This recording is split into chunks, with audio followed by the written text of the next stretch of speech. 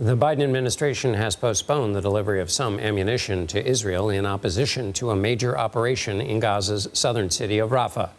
Despite warnings from the president, the Israeli government says its forces are going into Rafah to eliminate Hamas. It is the first time since Israel started its military response to the October 7th attack that the White House has stopped a weapons shipment intended for Israel's military.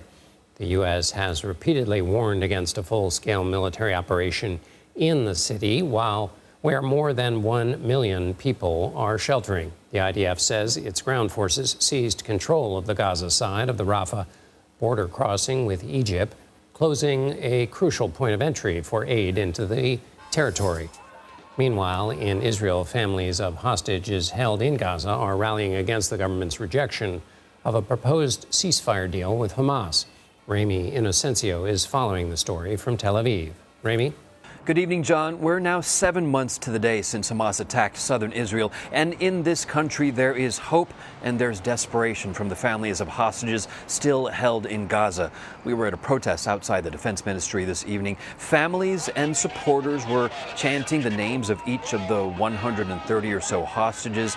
They want Prime Minister Benjamin Netanyahu to agree to a ceasefire proposal with Hamas. And this comes just one day after Hamas said it agreed to a proposal. They say they've agreed to a permanent ceasefire, a swap of hostages for Palestinians in Israeli jails, and for allowing all Gazans to return home across the Strip. But there are issues that do need to be worked out.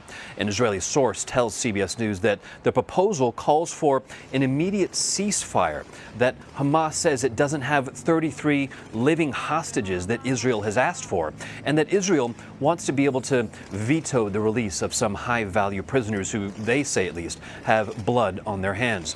Now, all of these issues are very big challenges for Israel to overcome. Meanwhile, in southern Gaza, the IDF has taken over the Palestinian side of the Rafah crossing.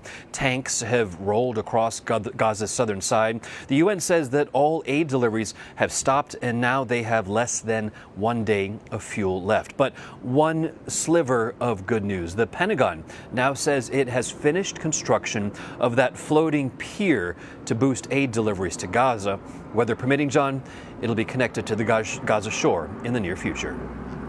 Ramy Inocencio in Tel Aviv, thank you.